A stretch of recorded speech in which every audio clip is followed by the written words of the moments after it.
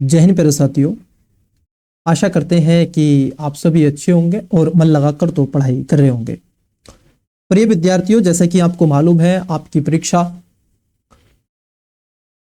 UPSC 2026 के prelims को target करते हुए हम आपके साथ में दृष्टि आईएएस की टेस्ट सीरीज चर्चा का बिंदु बना रहे हैं। इसमें हम आपसे टेस्ट क्रमांक 1 देख रहे हैं और इसका पार्ट नंबर 1 हमने आपके साथ में चर्चा का बिंदु बना लिया है। प्रिय व्यूवर्स, इसमें हमने क्वेश्चन नंबर 1 से 25 तक आपके साथ में चर्चा परिचर्चा की है। अगर आपने वो पार्ट नहीं देखा है तो देख लीजिएगा। आज इसका पार्ट क्रमांक आपका सेकंड है और इस वर्ष विजन आईएएस दृष्टि आईएएस ने, माफ कीजिएगा, दृष्टि आईएएस ने 53 टेस्ट आपको दिए हैं और इन 53 टेस्टों को हमें समझना है। इसमें से 10 टेस्ट आपके क्या हैं, सीसैट के भी हैं। तो यदि अभी तक आपने चैनल को सब्सक्राइब नहीं किया है तो कर लो, वीडियो को लाइक कर दो, दोस्तों के साथ में शेयर करना मत भूलिएगा। तो आज का पार्ट नंबर सेकंड, इन सब के अलावा एजुकेशन बायर UPSC civil service YouTube channel पर आपको डेली बेसिस पर मॉर्निंग में, जो हमारा पहला वाला यूट्यूब चैनल है, 9 बजे आपकी क्या होती है, करंट अफेयर की क्लास होती है। उसके साथ साथ 3 PM को इसी यूट्यूब चैनल पर, जिस पर आप ये क्लास देख रहे हैं, आपकी क्या होती है, यूपीएससी के previous year question paper series होती है। ये लाइव क्लास होती है। अब तक हमने आपसे इसमें पॉलिटी और इकोनॉमी कवर कर लिया है, जिसमें 2015 से 2025 तक के यूपीएससी के previous year question paper details में और डीप एनालिसिस हमने आपके साथ में किया है। यदि अभी तक उनको नहीं देखा है तो वो क्लासेस, वो सीरीज आपको इसी यूट्यूब चैनल पर मिल जाएंगी, देख लीजिएगा। ज्योग्राफी की सीरीज जल्दी ही स्टार्ट करने वाले हैं। जैसे ही ये आपका टेस्ट समाप्त होगा उसके बाद में हम ज्योग्राफी की स्टार्ट करेंगे PYQ। तो चलिए समय ना गवाते हुए आइए आज की क्लास के पहले क्वेश्चन की तरफ बढ़ते हैं। पहला क्वेश्चन देखते हैं। इसका PDF आपको टेलीग्राम पर मिल जाएगा, लिंक डिस्क्रिप्शन में प्रोवाइड करवा देंगे। एजुकेशन बायर सिविल सर्विस की आपकी ID है, वहां से आप इसका PPT क्या कर लेंगे, PDF डाउनलोड कर लेंगे। ये आपको निःशुल्क और फ्री में प्रोवाइड करवाया जा रहा है। इसका कोई भी पैसा या आपसे कोई रुपया नहीं लिया जा रहा है। आइए फिर देखते हैं आज की क्लास का पहला क्वेश्चन। क्वेश्चन क्रमांक था आपकी स्क्रीन पर 25 नंबर, हमने आपसे पूछा था। तो कई विद्यार्थियों ने इसका राइट आंसर दिया है कमेंट्स बॉक्स में। चलिए आइए देखिए आपका गलत था कि राइट था। क्वेश्चन था, मौर्यकालीन राजकोषीय प्रशासन के संदर्भ में निम्नलिखित कथनों पर विचार कीजिए। 2 स्टेटमेंट है, जैसे सन्नी घाता राज्य कोष का प्रमुख संरक्षक था तथा नगद एवं वस्तु दोनों रूपों में एकत्रित राजस्व के प्रबंधन की निगरानी करता था। राजस्व का एक प्रमुख हिस्सा वस्तु रूप में एकत्रित किए जाने के कारण राज्य अनाज भंडारण अवसंरचना की स्थापना हेतु उत्तरदायी था। पूछा गया है कौन सा सही है। देखो, अगर हम बात कर ले यहाँ पर सन्नी घाता के बारे में, तो ये राज्य कोष का क्या था, एक प्रमुख अंगरक्षक के रूप में, इसको संरक्षण के रूप में माना जाता था, जाना जाता था। तो पहला सही है। राजस्व का एक प्रमुख हिस्सा वस्तु के रूप में एकत्रित किए जाने के कारण राज्य अनाज भंडारण अवसंरचना स्थापित करता था, ये भी बात सही है। तो जो आपका राजस्व होता था, ये जो राजस्व था ये दोनों में था। आप देखोगे मुद्राओं में भी था और उसके साथ साथ ये वस्तुओं के रूप में भी एकत्रित किया जाता था। तो यहां पर राइट आंसर हो जाएगा ऑप्शन क्रमांक आपका C। दोनों बातें आपकी यहां पर सही हो जाएंगी। चलिए नेक्स्ट क्वेश्चन की तरफ बढ़ते हैं। क्वेश्चन है आपका 26 नंबर का क्वेश्चन। देखो, ये कह रहे हैं आपसे, चीन के बौद्ध भिक्षु मतलब कि हुएनसांग ने किसके शासनकाल के दौरान भारत का दौरा किया था। ये यूपीएससी का क्वेश्चन है 2025 का। क्लियर? तो किसके दौरान किया था बताइएगा राइट आंसर। यहां पर है आपका हर्षवर्धन, चंद्रगुप्त और चंद्रगुप्त द्वितीय, पुलकेशिन द्वितीय। देखो, हुएनसांग जो था ये भारत में, अगर हम देखें तो ये भारत में 7वीं शताब्दी में आया था। उस समय हर्षवर्धन का शासनकाल हुआ करता था। 7वीं शताब्दी के ईसा पूर्व के दौरान इसने भारत का दौरा किया था। तो एक तरीके से बौद्ध धर्मनिष्ठ बौद्ध भिक्षु के रूप में इसको जाना जाता है। ये भारत आया था। नालंदा जैसे प्रसिद्ध जो भी आपके बौद्ध केंद्र रहे हैं शिक्षा के, वहां पर भी इसने आकर के पाठ्य आप देखोगे काम किया था। It is clear? चलो आगे बढ़ते हैं। क्वेश्चन देखते हैं आपका 27 नंबर। ये कह रहे हैं आपसे, फरूख सियर के फरमानों के संबंध में निम्नलिखित कथनों पर विचार कीजिए। फरूख सियर ने 1717 में अपना फरमान जारी कर दिया था। किसको? ब्रिटिश ईस्ट इंडिया जो आपकी कंपनी थी उसको लेकर के। बंगाल में कंपनी को व्यापार का अतिरिक्त सीमा शुल्क छूट दी गई थी। ईस्ट इंडिया कंपनी द्वारा बॉम्बे की टकसाल में ढाले गए सिक्कों को पूरे मुगल साम्राज्य में प्रचलन में लाने का आदेश दिया गया था। इसमें से आपको बताना है कौन सा सही है। देखो हुआ क्या था, उस समय 1715 में जॉन सुरमन के नेतृत्व में एक ब्रिटिश मिशन ने मुगल सम्राट फरूख शेर से कई महत्वपूर्ण फरमान जारी करवा लिए थे, प्राप्त कर लिए थे। और इससे क्या हो गया था, जो आपकी ईस्ट इंडिया कंपनी है इसको ना केवल बंगाल बल्कि इन सब के अलावा कोलकाता, बंगाल और मद्रास, इन सभी क्षेत्रों में खासतौर पर ईस्ट इंडिया कंपनी को एक दत्तक आप देखोगे प्राप्त हो गया था। इसके साथ साथ हैदराबाद भी इसमें आ जाता है। हैदराबाद, गुजरात भी आ जाता है, माफ कीजिएगा मद्रास इसमें नहीं था। कोलकाता, हैदराबाद, गुजरात, बंगाल, इसमें इसको क्या हो जाता है, दत्तक प्राप्त हो जाता है, क्योंकि अब ये क्या है, टैक्स यहां पर नहीं देंगे, शुल्क यहां पर नहीं देंगे। तो ये बात आपकी सही है। दूसरा भी सही है, क्योंकि भाई अब देखो जो फर्रुख शेर थे ये मुगल बादशाह हुआ करती थी उस समय, और मुगल बादशाह 1715 में, 1717 कहो या फिर आप 1715 में इन्होंने ये फरमान सुना दिया था, तो इनको छूट मिल गई। तो दोनों बातें आपकी यहां पर सही है।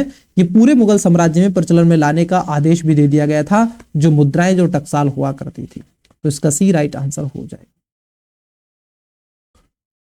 वर्ष 1932 के राजा मुंजे पैक्ट के संबंध में निम्नलिखित कथनों पर विचार कीजिए। क्या पूछा गया है, राजा मुंजे पैक्ट आपसे पूछा गया है।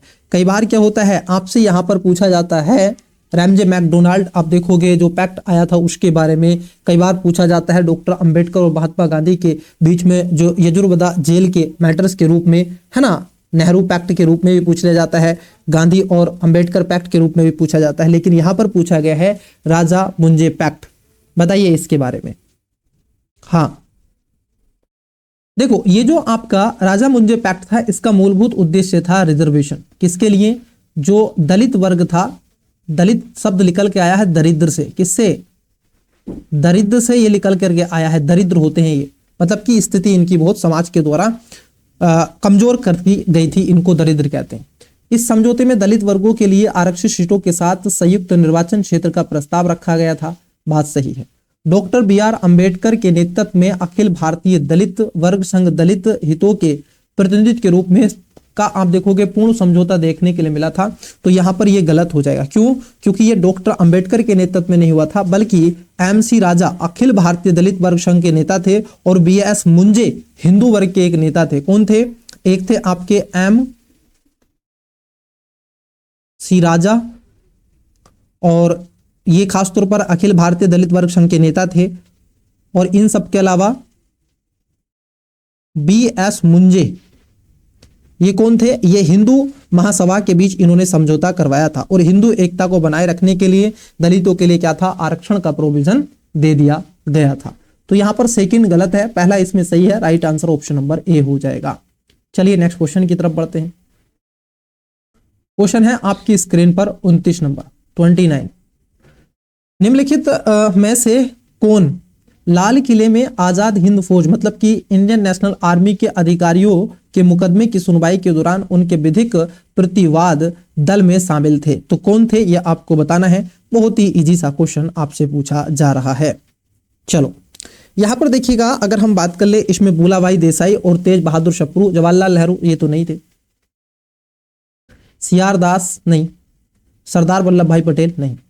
तो यहां पर थे आपके भूलाभाई देसाई और तेज बहादुर सप्रू। इसका करेक्ट आंसर हो जाएगा ऑप्शन नंबर ए, क्योंकि आजाद हिंद फौज के INA पर अधिकारियों पर राष्ट्रवादी विवाद को लेकर के इनको देशद्रोही घोषित कर दिया गया था, फिर इनके ऊपर ये चलाया गया था। और 1945 में मुंबई में आयोजित पहले युद्धोत्तर कांग्रेस अधिवेशन में आजाद हिंद फौज के कांग्रेस के समर्थन की घोषणा भी कर दी गई थी। इसमें इस प्रतिक्रिया में भोलाभाई देसाई थे, तेज बहादुर सप्रू थे, कैलाश नाथ काटजू थे, जवाहरलाल नेहरू और अशरफ अली। अच्छा, जवाहरलाल नेहरू भी थे इसमें, ये ध्यान में रखना है, अशरफ अली भी थे, लेकिन ये जिन्ना नहीं थे, है ना। काटजू भी थे, CR दास नहीं थे, सरदार पटेल नहीं थे, ना राजेंद्र प्रसाद थे। तो ए राइट आंसर हो जाएगा, क्योंकि इसमें मिलान है ना पूरा। हाँ चलिए आगे बढ़ते हैं। नेक्स्ट क्वेश्चन, क्वेश्चन है आपकी स्क्रीन पर देखो। यहां पर क्या पूछा गया है आपसे मैच द फॉलोइंग पूछा गया कि कितने इसमें सही हैं। आइए पहले देख लेते हैं 30 नंबर का क्वेश्चन। भारत की सटीक हमलों एवं मिसाइल प्रणालियों के संदर्भ में निम्नलिखित कथनों पर विचार कीजिए। यहां पर प्रणाली है और विवरण है। जैसे पूछा गया है हम्मेर मध्य दूरी के सामरिक हमलों में प्रयुक्त air to ground precision guidance weapon system है। उसके बाद है आपका स्कल्प, ये लंबी दूरी की गहन प्रहार में सक्षम एयर लॉन्च क्रूज मिसाइल है।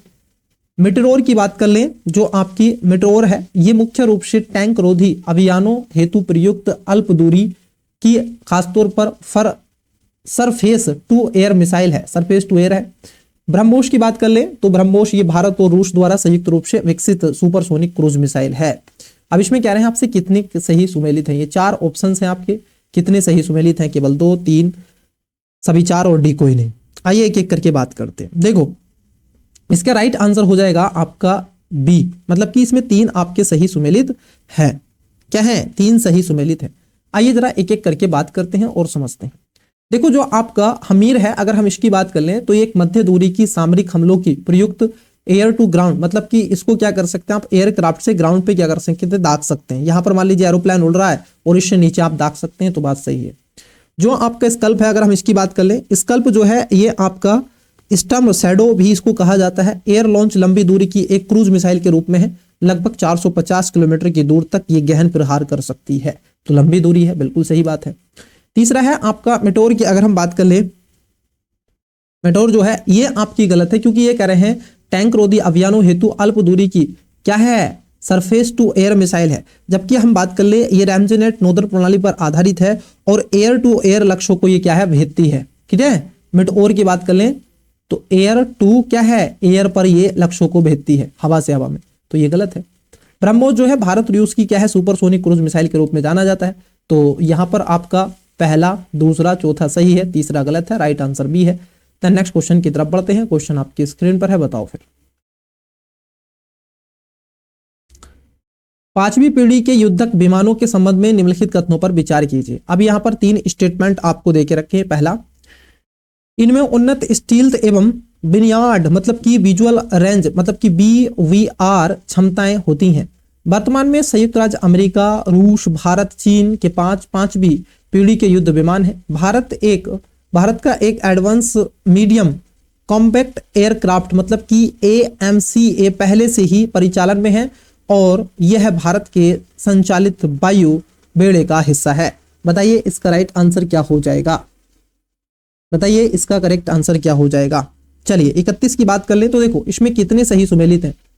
आइए जरा देखते हैं इसमें कितने सही सुमेलित हैं। देखो अगर हम बात कर ले, पहला जो है ये कह रहे हैं आपसे कि जो आपकी 5वीं पीढ़ी के युद्धक विमानों की बात कर ले तो इनमें उन्नत स्टील्थ और बियार्ड विजुअल रेंज मतलब कि BVR क्षमताएं होती हैं, बिल्कुल सही बात है। वर्तमान में संयुक्त राज्य अमेरिका, रूस और भारत, चीन के पास 5वीं पीढ़ी के युद्ध आप देखोगे विमान है। भारत के पास में अभी 5वीं पीढ़ी के नहीं है। चीन के पास में J2 है, अमेरिका के पास में F-22 है, F-35 है, रूस के पास में आप देखोगे Su-74 है। भारत के पास में अभी 5वीं पीढ़ी का कोई विमान नहीं है। भारत का एडवांस मीडियम जो आपका कॉम्पैक्ट एयरक्राफ्ट है पहले से ही परिचालन में है और यह भारत के संचित आप देखोगे वायु बेड़े का हिस्सा है, तो ये बात गलत है क्योंकि ये DRDO के अंतर्गत एरोनॉटिकल्स आप देखोगे डेवलपमेंट ADA द्वारा विकसित किया जा रहा है। अभी ये इसमें शामिल नहीं हुआ है, तो अभी ये विकसित हो रहा है DRDO द्वारा। तो पहला सही है इसमें, बाकी दूसरा तीसरा गलत है, ए राइट आंसर है। 32 नंबर, निम्नलिखित में से किनका उपयोग शत्रु ड्रोन को नष्ट या निष्क्रिय करने हेतु किया जा सकता है? गतिज साधन का, निर्देशित ऊर्जा हथियार का, इलेक्ट्रॉनिक्स आप देखोगे वारफेयर का, या स्पूपिंग या इसके अलावा साइबर हमले का, या फिर आप देखोगे इंटरसेप्टर ड्रोन और नोट्स का। किसका आप इसमें उपयोग कर सकते हैं, यह आपसे पूछा जा रहा है। अच्छा क्वेश्चन है। ऑप्शंस भी चलिए दिखा देते हैं, एक एक करके समझते चलेंगे। ऑप्शंस दिखा देते हैं, 1 सेकेंड रुकिएगा। हाँ ऑप्शन देख लेते हैं क्या है। लीजिए ये है ऑप्शंस आपके। ए में कह रहे हैं 1 2 3, बी में कह रहे हैं 2 4 5, सी में कह रहे हैं 1 3 6 और डी में कह रहे हैं 1 2 3 4 5 6। चलो एक एक करके बात करते हैं। देखो इसका राइट आंसर हो जाएगा डी, इसमें सभी सही है। इन सभी का आप क्या कर सकते हैं, उपयोग कर सकते हैं। बोले सर थोड़ा बताएं इसके बारे में। देखो अगर हम गतिज साधन की बात कर ले, मान लीजिए कोई भी आपके ऊपर क्या है, ड्रोन आ रहा है, ड्रोन आ रहा है तो आप उसकी गति को क्या कर सकते हैं, भेद सकते हैं, उसकी गति को डाइवर्ट कर सकते हैं दूसरी दिशा में। निर्देशित ऊर्जा हथियार बिल्कुल इससे भी हो जाएगा। ये आपको क्या है बताएंगे, खबर देंगे कि यहां पर आ चुकी है। जो आपके इलेक्ट्रॉनिक्स आप देखोगे वायरफेयर है, ये इसको ध्वस्त कर देते हैं। स्पूफिंग का मतलब होता है जैसे इसको डायरेक्शन ही क्या है, इसको लोकेशन गलत दे दो। इसको लोकेशन क्या है, मान लीजिए ए पर गिरना था, इसको लोकेशन क्या कर दी है, ए का स्थान बना करके यहां पर सी के ऊपर दे दी गई है। तो ये ड्रोन आ रहा था इधर, इधर से चला जाएगा, फिर उसी देश में गिर गया, तो स्पूफिंग। साइबर हमलों से भी हो जाएगा, और आप देखोगे इंटरसेप्टर ड्रोन और नोट्स के द्वारा भी। तो सभी सही है इसमें, क्लियर, सभी यहां पर सही है। तो इसलिए इसका राइट आंसर डी हो जाएगा। नेक्स्ट क्वेश्चन की तरफ बढ़ते हैं। आइए 33 नंबर का क्वेश्चन है, निम्नलिखित कथनों पर विचार कीजिए। निम्नलिखित में से कौन सा ऐसे सही है। पहला, बी कोशिकाएं आपके रोग प्रतिकारों के निर्माण हेतु उत्तरदायी होती हैं, जबकि टी कोशिकाएं कोशिका माध्यिक प्रतिरक्षा अनुक्रिया का संचालन करती हैं। ये क्वेश्चन 2023 की परीक्षा में यूपीएससी में आपसे पूछा गया था, बी कोशिकाएं और टी कोशिकाओं के ऊपर। हाँ, हेल्पर मतलब कि टी कोशिकाएं रोग प्रतिकार को उत्पादन में बी कोशिकाओं की सहायता करती हैं, जबकि साइटोटॉक्सिक टी कोशिकाएं वायरस संक्रमित तथा ट्यूमर कोशिकाओं को नष्ट करती हैं। देखो होता क्या है, आपने पढ़ी होंगी बी सेल और टी सेल, इन्हीं की बात करते हैं, बी सेल और एक टी सेल। मान लीजिए ये आपकी क्या है, एक सेल है, क्लियर, ये एक सेल है। अब कल्पना करो किसी बॉडी की सेल है, किसी की मान लो ए व्यक्ति है, इसकी सेल है। हुआ क्या है, इसकी बॉडी में, एक ही बॉडी में क्या है, वायरस बाहर से आ रहा है। तो वायरस बाहर से आ रहा है, होस्ट बनाएगा अपना, और यहां पर वायरस इस पर अटैक कर रहा है। तो ये क्या है, ये सुरक्षा के लिए आप देखोगे जानी जाती है। बी सेल क्या करती है, एक मैसेंजर सेल है। बी सेल क्या है, एक तरीके से मैसेंजर सेल है। ये टी सेल को बोलती है कि देखो यहां से बाहर से वायरस आ गया है और अब आप एक्टिव हो जाओ, एंटीबॉडी बनाना शुरू कर दो। तो टी सेल क्या करती है, एंटीबॉडी बनाना शुरू कर देती है, और जैसे ही ये वायरस एंट्री करेगा, इसको ये मार गिरा देती है, इसको मार देती है। तो बी इसका क्या है, गार्ड है, और टी क्या है, इसका राजा है। आक्रमण यही करता है टी, क्लियर। चलो, तो यहां पर दोनों बातें सही हैं। बी कोशिकाएं रोग प्रतिकारों के निर्माण हेतु उत्तरदायी होती हैं, और टी कोशिकाएं कोशिका जो आपकी क्या है, प्रतिरक्षा अनुक्रम संचालित करती हैं। बिल्कुल सही बात है, दोनों बातें यहां पर सही हैं। तो सी इसका राइट आंसर हो जाएगा। बहुत इजी सा क्वेश्चन था, बी कोशिकाएं और टी कोशिकाओं से संबंधित। ये क्यों पूछा जा रहा है सर, ये इसलिए पूछा जा रहा है क्योंकि सभी कोविड से प्रभावित हो चुके हैं, तो इसलिए आपसे ये पूछा जा रहा है। आई होप की चीजें आपको क्लियर हो गई होंगी। क्लियर, चलो आगे बढ़ते हैं।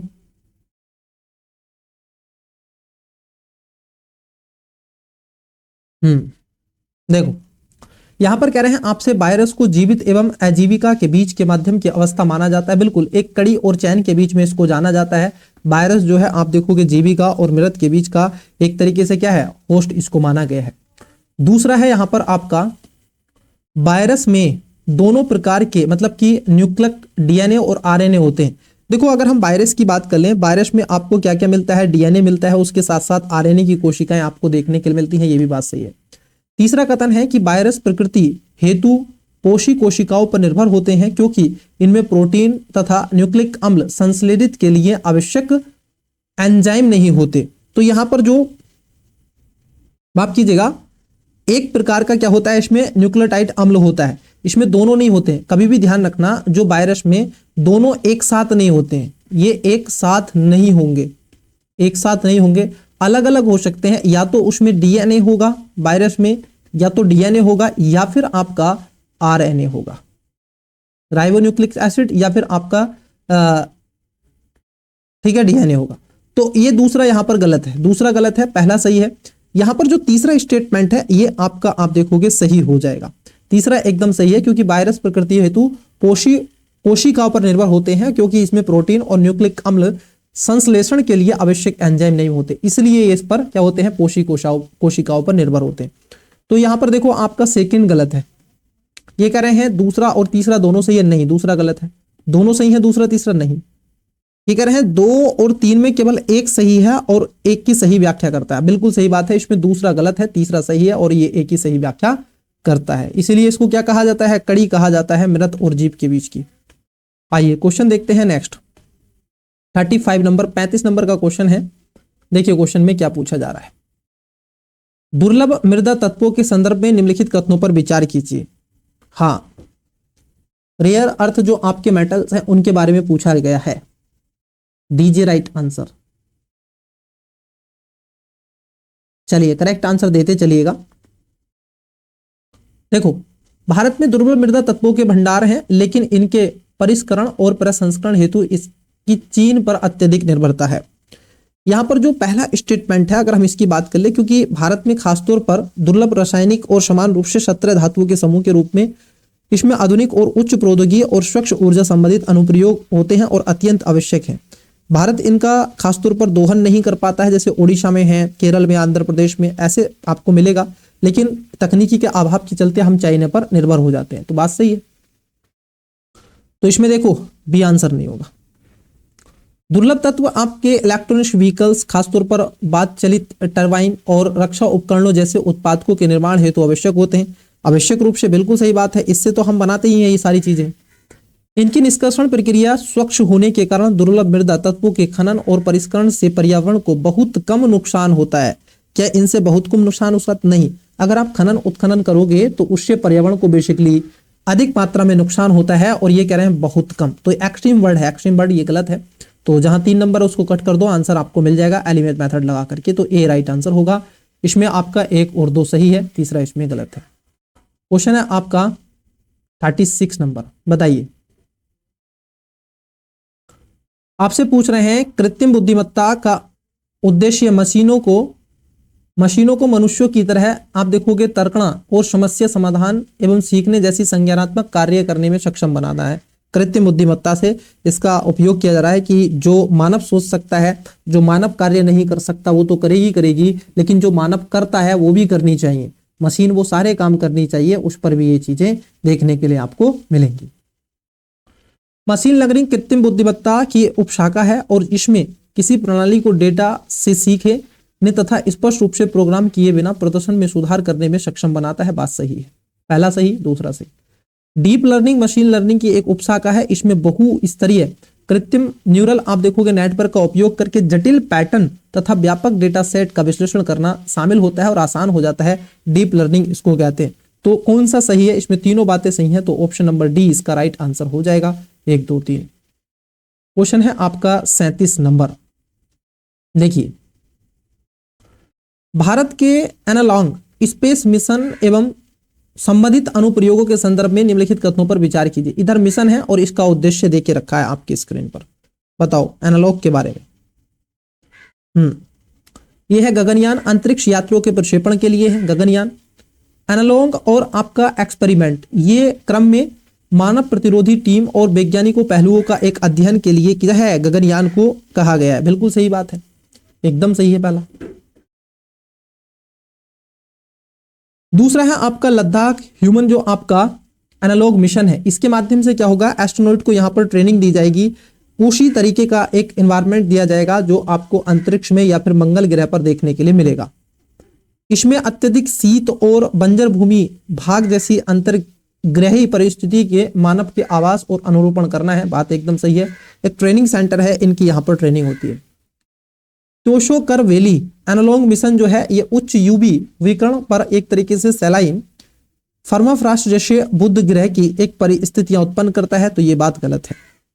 बेड स्टेट की बात कर लें तो ये खासतौर पर देखेंगे बेड स्टेट जो आपका माइक्रोग्रेविटी आपका सिमुलेशन है, ये पृथ्वी आधारित परिस्थितियों में दीर्घकालीन सूक्ष्म गुरुत्वाकर्षण के मानव शरीर पर पड़ने वाले प्रभाव का अध्ययन करेगा। इसको बेड रेस्ट बोलते हैं। तो यहां पर तीसरा गलत है, पहला दूसरा चौथा सही हो जाएगा। तो 3 गलत है। अब देखो जहां 3 है, कह रहे कितने सुमेलित हैं, तो इसमें 3 सुमेलित है। 1 2 4। क्वेश्चन है आपकी स्क्रीन पर, पृथ्वी के सबसे विषम वातावरण में विकसित होने वाले जीवों के संदर्भ में निम्नलिखित युगों पर विचार कीजिए। मतलब कि पृथ्वी के सबसे विषम वातावरण में भी क्या हो जाते हैं, ये विकसित हो जाते हैं, उनके बारे में आपसे पूछा जा रहा है। देखो पहला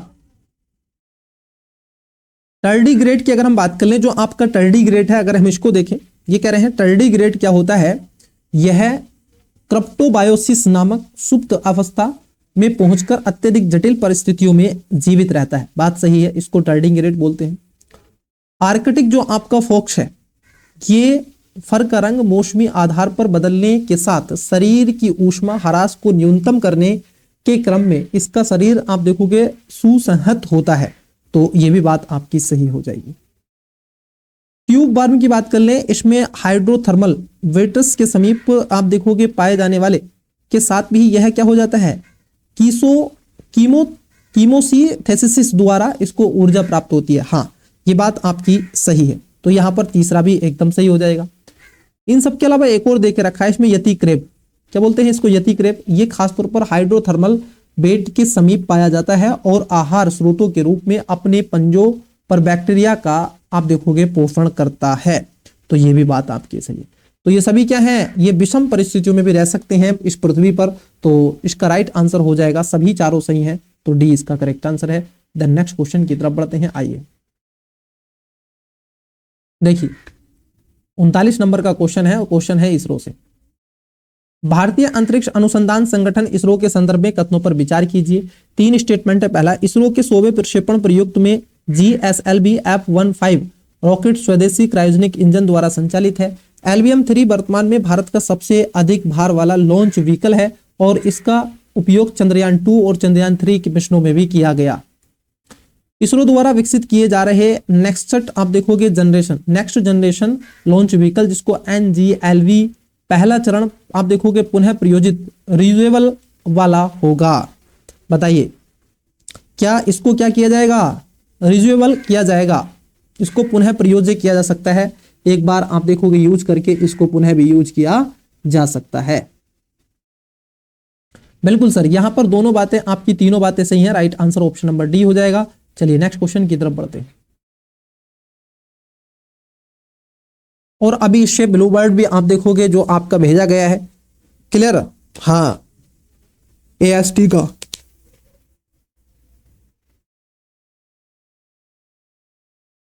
चलिए दीजिए राइट आंसर, क्वेश्चन आपकी स्क्रीन पर है, करेक्ट आंसर दीजिएगा क्वेश्चन का। आइए जरा समझते हैं। जीनोम इंडिया प्रोजेक्ट के संबंध में निम्नलिखित कथनों पर विचार कीजिए। पहला कथन है, जीनोम इंडिया प्रोजेक्ट व्यक्तिगत चिकित्सा और बेहतर स्वास्थ्य सेवा को सक्षम बनाने के लिए भारत की आनुवंशिक विविधता का एक मानचित्रण करता है। दूसरा कथन है, यह जनसंख्या विशिष्ट दवाओं और उपचार योजनाओं को विकसित करने के लिए DNA विविधता की पहचान करता है। तीसरा कथन है आपका, इसके अंतर्गत भारत में समूहों के बीच साझा आनुवंशिक लक्षणों की जांच की जाती है। बताइए इसमें कौन सा सही है। 40 नंबर का क्वेश्चन है, बहुत ही इजी सा क्वेश्चन आपकी स्क्रीन पर आपको दिख रहा है। आइए जरा देखते हैं इसके ऑप्शंस। देखो ये जो आपका जीनोम इंडिया मिशन है, इसका right answer option number A हो जाएगा। दोनों सही हैं और दोनों ही क्या है, कथन ए की सही व्याख्या भी करते हैं। 41 नंबर का क्वेश्चन है, बताइए राइट आंसर। भारत की स्मॉल मॉड्यूलर रिएक्टर मतलब कि SMR की पहल के संबंध में पूछा गया। पहला कथन है यहाँ पर, स्मॉल मॉड्यूलर रिएक्टर SMR ऐसे कॉम्पैक्ट परमाणु रिएक्टर होते हैं जिनकी क्षमता सामान्यतः 30 मेगावाट से 300 मेगावाट के बीच होती है तथा इन्हें औद्योगिक एवं ग्रिड अनुप्रयोगों हेतु निम्न कार्बन के साथ विश्वसनीय विद्युत आपूर्ति प्रदान करने के लिए अभिकल्पित किया गया है। कथन 2 है कि भारत में खासतौर पर Bharat small modular reactor BSMR और SMR 55 दोनों ही भारी जल रिएक्टर तकनीक पर आधारित हैं, जिन्हें वर्तमान में देश की अधिकांश परिचालन इकाइयों में प्रयुक्त किया जा रहा है। दीजिए राइट आंसर 41 का। हाँ चलिए एक एक करके बात करते हैं, आगे बढ़ते हैं और देखते हैं इसका राइट आंसर क्या होगा। देखो अगर हम बात कर ले इसमें, तो जो सेकंड स्टेटमेंट है वो आपका गलत है। ये कह रहे हैं दोनों ही 55 भार हैं और जल रिएक्टर तकनीक पर आधारित है, इन्हें वर्तमान में देश के अधिकांश, ये है एक्सट्रीम बर्ड, तो सेकंड गलत है, पहला इसमें सही है। इसका करेक्ट आंसर क्या होगा, देखो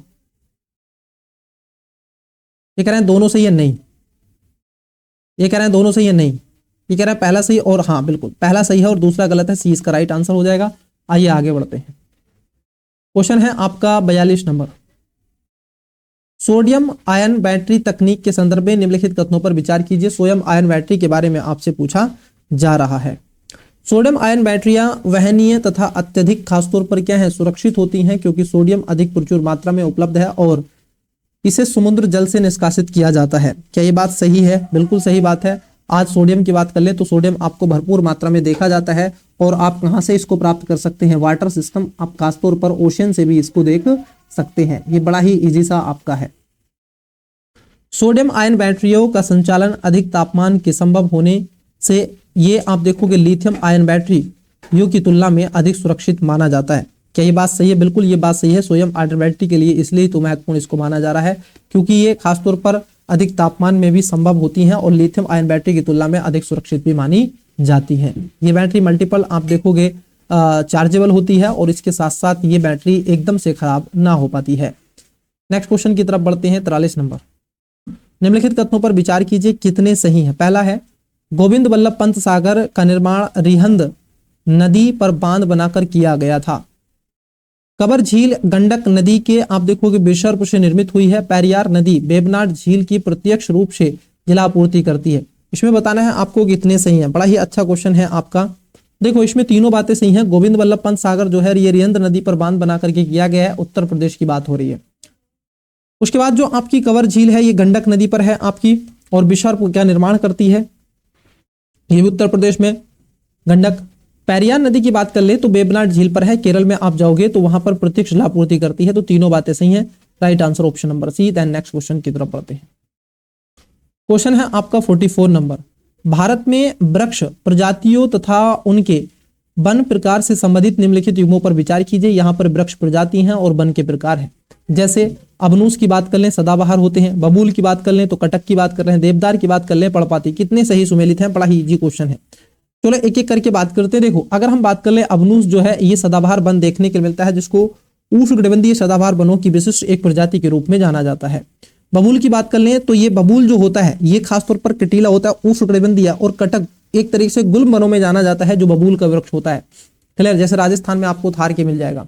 देवदार की बात कर ले तो ये कह रहे हैं पर्णपाती। नहीं, देवदार जो है पर्णपाती वृक्ष नहीं होता है, बल्कि ये आप खासतौर पर हिमालयी समशीतोष्ण वनों में पाया जाता है। क्या है? शंकुधारी प्रजाति है। ये कह रहे हैं पर्णपाती नहीं है, शंकुधारी है।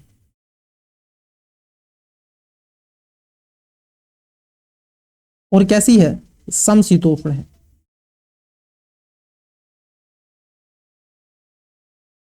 तो कितने सही है इसमें? दो सही है, पहला दूसरा, तीसरा गलत है। 20 का राइट आंसर है, दो केवल इसमें सही है। क्वेश्चन है 45 नंबर, देखिएगा। ये एक लिखा गया है पैराग्राफ और पूछ रहे हैं किसके बारे में वर्णन किया गया है। यह जलवायु उष्ण एवं आर्द्र ग्रीष्म ऋतु के साथ मानसूनी पवनों से प्रभावित होती है तथा शीत ऋतु शुष्क और सौम्य होती है। यहाँ की प्राकृतिक वनस्पति में सदाबहार तथा पर्णपाती दोनों प्रकार के मिश्रित वन मिलते हैं। यहाँ के प्रमुख फसलों में धान, कपास और शहतूत शामिल है। यह विवरण निम्नलिखित में से किस जलवायु का सर्वोत्तम वर्णन है? क्या सुंडान जो आपकी सूडान तुल्य जलवायु है, चीन तुल्य है, लॉरेंस तुल्य है या भूमध्य सागरीय है? बताओ। यहाँ पर हो रही है धान की बात। देखो भूमध्य सागरीय तो होगी नहीं। उसके साथ साथ अगर हम बात कर ले सूडान हो सकता है, चीन या लॉरेंस। बताओ आप इसका राइट आंसर दो। हाँ देखो यहाँ पर यह है सूडान भी नहीं होगा क्योंकि सूडान तो यहाँ हो जाती है अफ्रीका वाले क्षेत्र में। लॉरेंस नहीं होगा, लॉरेंस थोड़ा सा ऊपर जाती है जापान के साइड में, इधर चीन तुल्य के। तो ये चीन तुल्य आप देखोगे जलवायु आपको मिलेगी। तो 20 का राइट आंसर हो जाता है क्योंकि महाद्वीपों के पूर्वी तटों पर पाई जाती है। इसमें खासतौर पर कोष्ण या फिर शीतोष्ण पूर्वी सीमांत जलवायु जिसे चीन तुल्य भी कहते हैं। क्लियर हुआ? हाँ, यहाँ पर उष्ण और आर्द्र प्रकार की ये होती है। ये सौम्य शुष्क की होती है। प्राकृतिक वनस्पति सदाबहार, पर्णपाती, चौड़े पत्ते वाली वनों का मिश्रण होता है और कपूर और अन्य शहतूत जैसी प्रजाति यहाँ पर मिलती हैं। यहाँ पर आप देखोगे उष्ण तापमान और पर्याप्त ग्रीष्मकालीन वर्षा होती है। गहन कृषि को संभव बनाती है जिससे चावल शामिल है और चावल प्रमुख उत्पादन क्षेत्र बन जाता है। चीन, अमेरिका, खाड़ी देशों में उगाए जाने वाला कपास और रेशम उत्पादन के लिए शहतूत भी यहाँ की प्रमुख फसलों में जाना जाता है। इसलिए इसका राइट आंसर बी हो जाएगा। आओ क्वेश्चन है आपका 46। पहला कथन है आपका भूकंपीय तरंगों के अध्ययन से पृथ्वी की आंतरिक संरचना के संबंध में महत्वपूर्ण जानकारी मिलती है। सही बात है क्योंकि जो आपकी वॉल्केनिक वेव्स होती हैं, ठीक है, अर्थक्वेक जो आता है उसकी जो वेव्स होती हैं उसके बारे में हम पता लगा लेते हैं। ये कह रहे हैं पी तरंगे ठोस और द्रव दोनों माध्यमों में गमन करती हैं और एस तरंगे केवल ठोस में गमन करती हैं। एक होती है पी तरंगे, एक होती है एस तरंगे। देखो पी तरंगे प्राइमरी तरंगे कहते हैं, एस तरंगों को सेकेंडरी तरंगे कहते हैं, एल तरंगे मतलब कि लो तरंगे, इसको लव तरंगे कहते हैं। यहाँ पर जो आपका पी तरंगे हैं ये ठोस, द्रव और खासतौर पर गैस, ठीक है, इसको लिक्विड, सॉलिड और गैस तीनों फॉर्मेट में चलती हैं। ठीक है, तो ये कह रहे हैं दोनों में करती तो है। और एस तरंगे केवल ठोस में के माध्यम में गमन करती हैं। आप अगर इसकी बात कर ले जो दूसरा सेकंड है, यहाँ पर सेकंड जो है वो आपका क्या है, गलत होना चाहिए अकॉर्डिंग टू मी, क्योंकि ये यहाँ पर क्या है तीनों तरंगों में आपको देखने के लिए मिलती है। परंतु अगर हम बात कर लें यहाँ पर इसने ये नहीं कहा केवल, ये कह रहे हैं दोनों में चलती है बिल्कुल, लेकिन ये आपकी केवल एस तरंगे ठोस में चलती है, तो बात यहाँ पर दोनों सही है। अच्छा तीसरा और है यहाँ पे, तीसरा और है यहाँ पे देखिए, तीसरे में कह रहे हैं कि अधिकेंद्र से एक निश्चित कोणीय दूरी के बाद एस तरंगों की अनुपस्थिति पृथ्वी के वाहक रोड और द्रव रूप से दर्शाती है। ये बात एकदम सही हो जाएगी और इसीलिए इसका राइट आंसर आपको क्या मिलेगा, ए करेक्ट आंसर है। दोनों बातें सही हैं और कथन एक की सही व्याख्या भी इसमें से की जाती है। चलो क्वेश्चन है आपका 47 नंबर 47, बताइए। महासागरीय धाराओं के बारे में पूछा गया है, ओशियन करंट के बारे में। जैसे उत्तरी प्रशांत महासागर को खासतौर पर कुरोशियो धारा जापान के तट के समानांतर उत्तर की ओर प्रभावित होने वाली एक क्या है, कोफनीय महासागरीय धारा है। लैब्राडोर की धारा एक शीत, आप देखो कि महासागरीय धारा है जो पूर्वी कनाडा के तट के समानांतर दक्षिण की ओर प्रभावित होती है। हम्बोल्ट की धारा एक तरीके से कोस्ट महासागरीय धारा है जो दक्षिण अमेरिका के पश्चिमी तट के समानांतर उत्तर की ओर प्रभावित होती है। हम्बोल्ट की धारा, बिल्कुल सही बात है। कितने सही है यह आपसे पूछ रहा है, बताओ कितने सही है। हाँ देखो ये कह रहे हैं आपसे दक्षिण अमेरिका के तट के पश्चिमी समानांतर उत्तर की ओर प्रभावित होती है। हम्बोल्ट की धारा ये खासतौर पर दक्षिण अमेरिका में पश्चिमी तट के साथ है और उत्तर की ओर प्रभावित होने वाली है और शीत महासागरीय धाराओं में जानी जाती है। और ये कहां पर है, पेरू के पास में होती है। कहां पे होती है, पेरू के पास में होती है। लेकिन उन्होंने कहा है दक्षिण अमेरिका के पश्चिमी तट के समानांतर उत्तर की ओर प्रभावित होती है, सही बात है। और ये कह रहे हैं एक क्या है आपकी कोफन धारा है, नहीं शीत धारा है, ये कोल्ड करंट है। बात तो सही है लेकिन ये गलत है, यहां पर कोफन कह रहे हैं मतलब कि उफड़, ये गलत हो जाएगा। तो बात तो वैसे सही है लेकिन इसकी जगह शीत लिख दे तो सही हो जाता। तो यहां पर क्या है, पहला दूसरा सही है। हाँ पहला सही है दूसरा सही है, इसका right answer option number A हो जाएगा। तीसरा गलत है, आप इसमें एलिमेंट मेथड भी लगा सकते थे। क्लियर हुआ, ऐसे काट सकते थे। आओ क्वेश्चन है आपका 48 नंबर। निम्नलिखित देशों पर विचार कीजिए, सऊदी अरब, इरिट्रिया, ओमान, मिस्र और यमन। ये कह रहे हैं लाल सागर के साथ सीमा साझा करते हैं। बड़ा ही अच्छा क्वेश्चन है। क्या सऊदी अरब लगता है, बिल्कुल लगता है। इरिट्रिया लगता है, बिल्कुल लगता है। ओमान की बात कर लें, मिस्र लगता है इसके साथ में, मिस्र बिल्कुल लगता है। क्या यमन लगता है, हाँ यमन लगता है। अब देखो इसमें कंफ्यूज आप पे से हो जाएगा, एक लगता है, 1 2 3, तो इसमें 4 आप कहोगे। राइट आंसर इसमें सी आना चाहिए। क्लियर, हाँ बोले सर बिल्कुल बात सही है आपकी, 4 ही इसमें आएगा क्योंकि इसके साथ साथ यमन लगता है और सूडान लगता है। ओमान लाल सागर की सीमा पर नहीं है। ओमान जो है ये आप देखोगे पर्शियन गल्फ के साइड में चला जाएगा, जैसे ये क्षेत्र है ना, ये कुछ इस प्रकार से।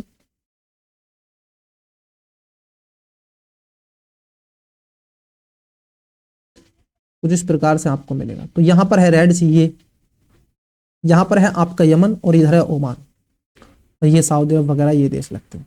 तो सऊदी अरब है, मिस्र है, इरिट्रिया है और यमन है। ओमान नहीं लगता है, तो इसलिए 4 है। चलो आगे बढ़ते हैं नेक्स्ट क्वेश्चन की तरफ। क्वेश्चन है 49 नंबर। देखिए ये पूछ रहे हैं आपसे, प्राय समाचारों में रहने वाला मगरिब शब्द सामान्यतः किस शब्द से संबंधित है। मगरिब, मुस्लिम कम्युनिटी में मगरिब की अजान भी लगती है, मगरिब की नमाज होती है। यह उत्तर पश्चिमी अफ्रीका के तटों पर संलग्न क्षेत्र है और पूर्वी आप देखोगे भूमध्य सागरीय तटों से संलग्न क्षेत्र है। हॉर्न ऑन अफ्रीका लाल सागर के तटीय क्षेत्र में संलग्न है। यह भूमध्य सागर के संपूर्ण क्षेत्र जो तटीय है उसको क्या बोलते हैं, मगरिब शब्द कहते हैं। बताओ ये खासतौर पर उत्तर पश्चिमी अफ्रीका के तटों से संलग्न क्षेत्र को क्या कहते हैं, उत्तर पश्चिमी। उत्तर जो पश्चिमी क्षेत्र है अफ्रीका का, ये अगर हम देखें उत्तर पश्चिमी ये जो क्षेत्र है इसको मगरिब कहते हैं। यहां क्लियर हुआ, हाँ यहां पर मोरक्को, अल्जीरिया, टूनिशिया, लीबिया ये जो क्षेत्र हैं आपके, ये पश्चिमी सहारा जैसे क्षेत्र हैं और इसको भूमध्य सागर की सीमा से लगने वाले उत्तरी अफ्रीकी क्षेत्रों में परिभाषित किया जाता है और इसी को मगरिब कहते हैं। तो यहाँ के राइट आंसर ये हो जाएगा। अंतिम क्वेश्चन है आपकी स्क्रीन पर, बताइए। देखिए पृथ्वी की गति के संदर्भ में निम्नलिखित कथनों पर विचार कीजिए। 2 स्टेटमेंट है। पहला, बसंत विषु के दिनों में सूर्य विषुवत रेखा पर लंबत रहता है तथा पृथ्वी के सभी स्थानों पर दिन एवं रात की अवधि क्या होती है, बराबर होती है। एक होती है बसंत ऋतु, एक होती है शीत और शरद ऋतु। उत्तर आयांतित के दिन सूर्य कर्क रेखा पर लंबत रहता है और उत्तरी गोलार्ध में सबसे लंबा दिन और सबसे छोटी रातें होती हैं। इसके विपरीत क्या हो जाता है, दक्षिणी गोलार्ध में चीजें परिवर्तित हो जाती हैं। क्लियर हुआ?